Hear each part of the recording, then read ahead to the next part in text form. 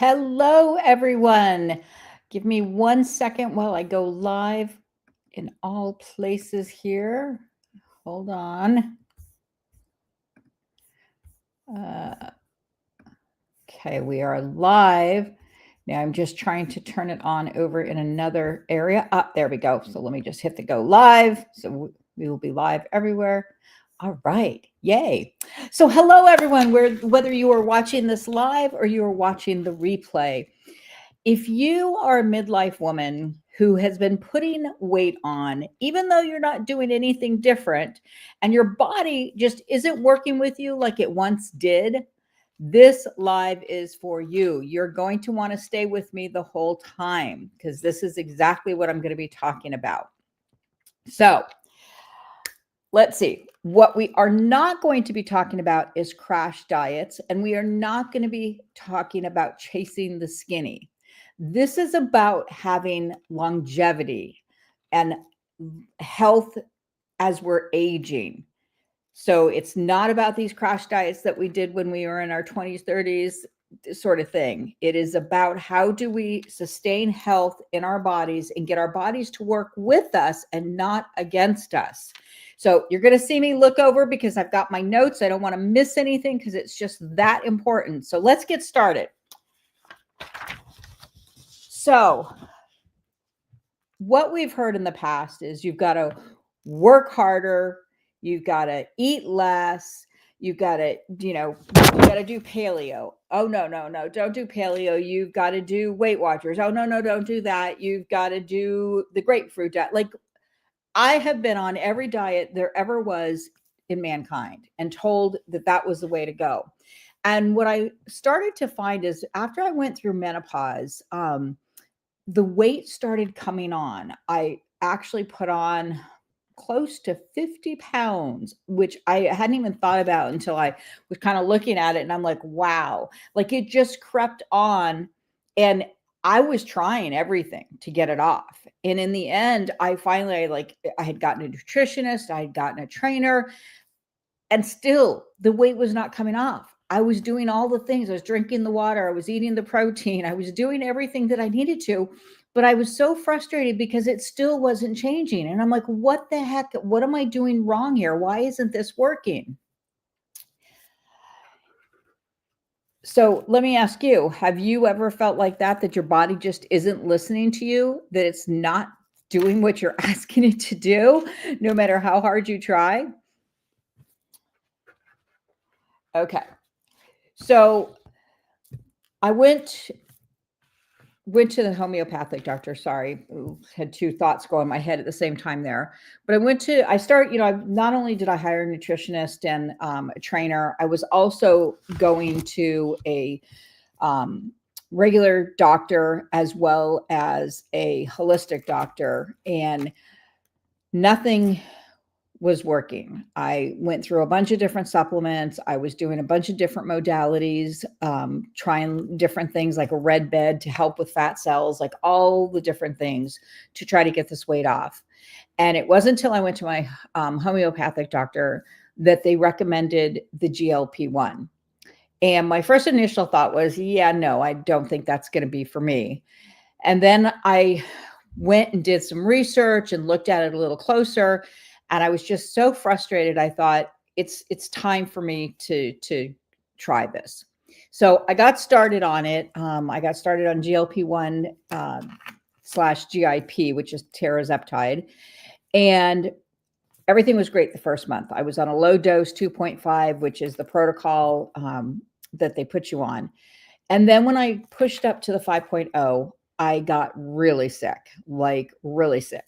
throwing up for hours upon hours.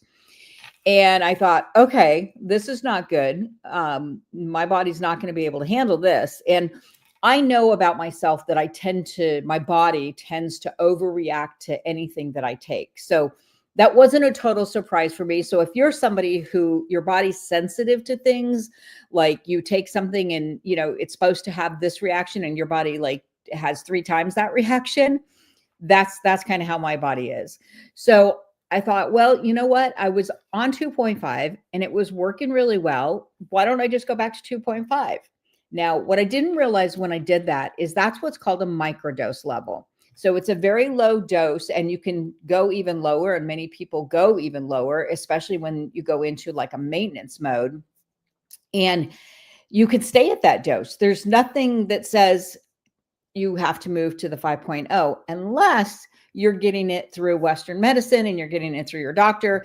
And then what they do is they put you on 2.5 for a month, then they move you to 5.0 and 7.5 and so on. So anyway, I went back down to the 2.5, and that's where I have stayed.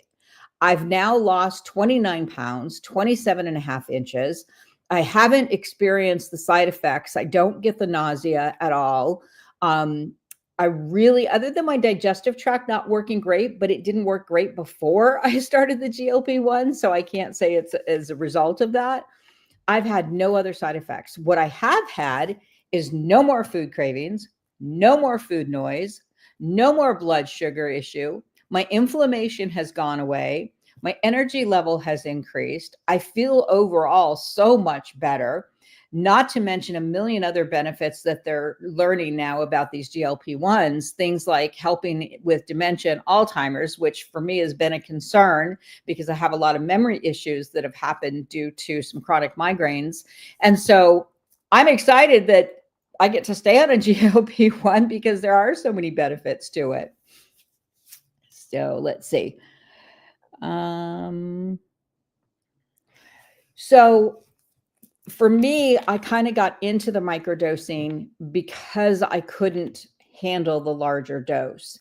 And so if you're looking at GLP-1 and you're wondering, is microdosing for me?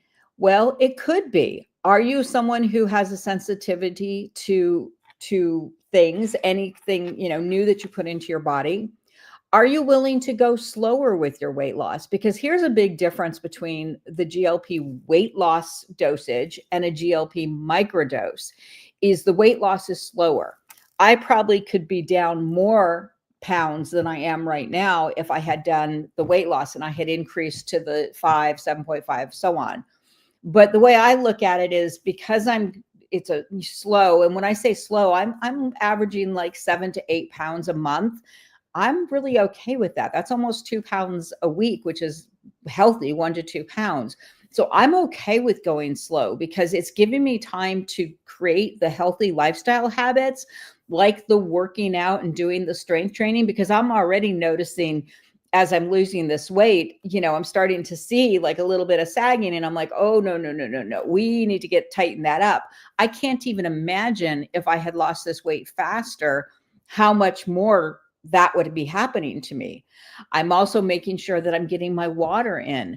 I'm getting my protein in, my protein shakes and other, I'm learning what other things like cottage cheese and yogurt, what other natural things actually have protein in them, because I'm not a huge meat eater. So I've really had to work on, finding other things like creating a nice bowl with a bunch of different things in there that have protein. So by doing the microdosing, I don't have the side effects that a lot of people have with the higher weight loss dosage. And I still have all the benefits of not having the food cravings or the food noise, which is huge.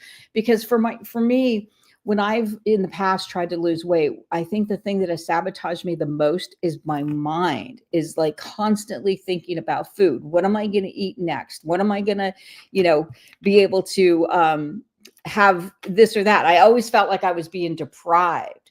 So microdosing can be a really great alternative if, you don't want to do the weight loss, or you just have less weight to lose, or again, you're okay losing it slower. Now, some people may not lose weight on the slower dose, but what I say is why not start there and see how it works for you and stay on it until you find that it's not working. And if it continues to work, then why even go higher?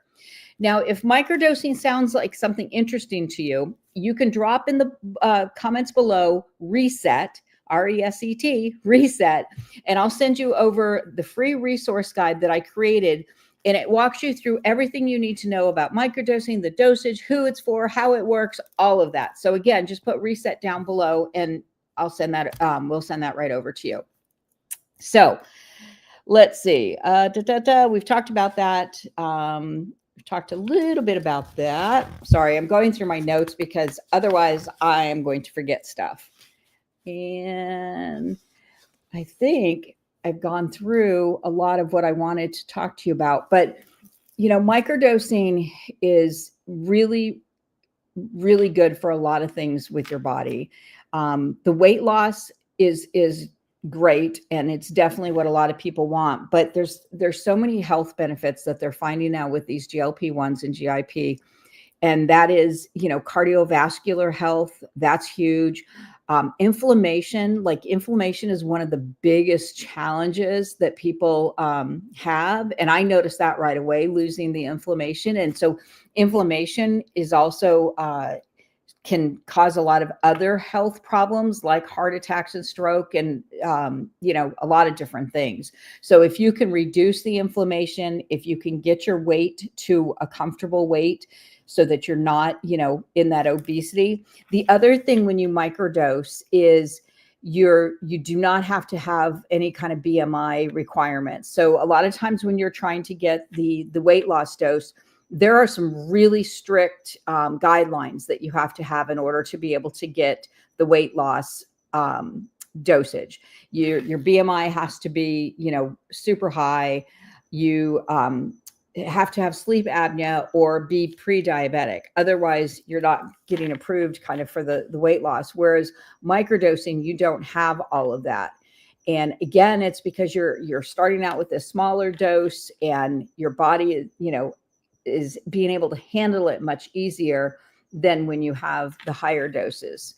So I will say though, this, just like the weight loss dosage, the microdose is the same. It is not a quick sort of thing to lose weight. If you are not doing the healthy lifestyle habits to go with it, and again, that's having 30 grams of protein with each and every meal. So you're wanting to have somewhere between 90 and 120 grams of protein a day. You want to be drinking half of your body weight in water so that it will flush your system. And that's actually one of the most important things you can do, is the water. I had a good friend of mine drill that into my head. When you think about what percent of our body is water, we have to replenish that. And so if you're like me and you're active, that means when you're out playing tennis or, whatever your activity is, you need to be drinking even more during those times to make up for what you're losing.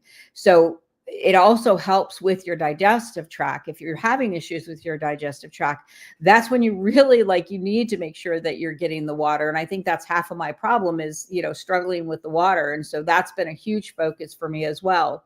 Now, one of the misconceptions that I think people have is this whole idea with exercise. I grew up thinking you had to do this hardcore exercise, of the day, doing aerobics and HIIT training and all of that, and getting your heart rate up high enough so that it's burning, all of that crazy stuff.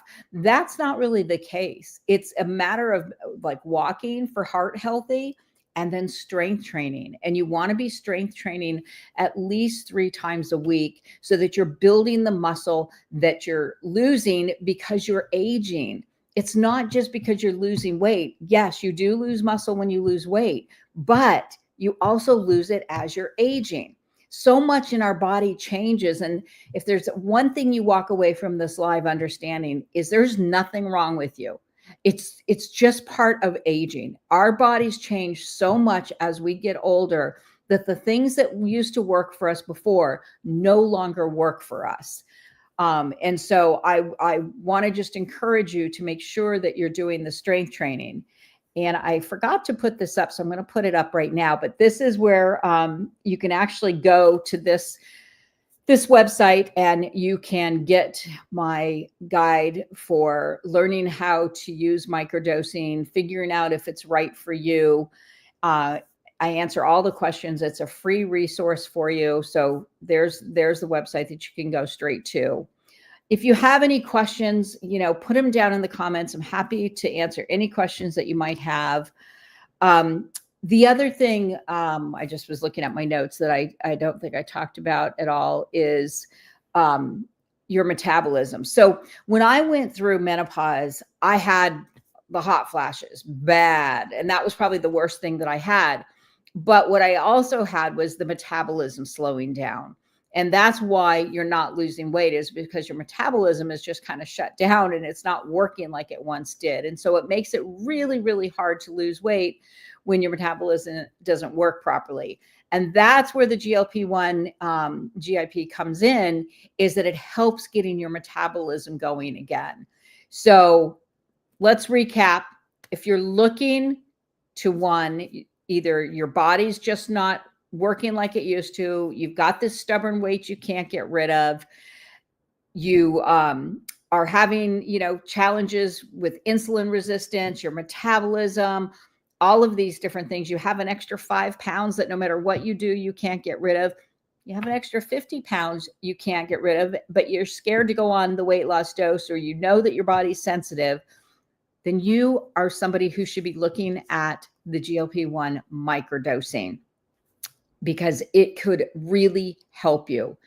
And then you have to make sure that you're making the lifestyle changes, which when you're doing the microdosing, it's going to give you the tools to be able to work on those lifestyle changes that you need to make. So I hope that answers some of the questions that you get, that you have. I get questions all the time, trying to think of some of the questions that I get and make sure I answer it so that you're really clear if this is the right path for you. And again, the link is right here. The guide has everything you want to know. And thank you so much for joining me live or watching the replay. Have a great day.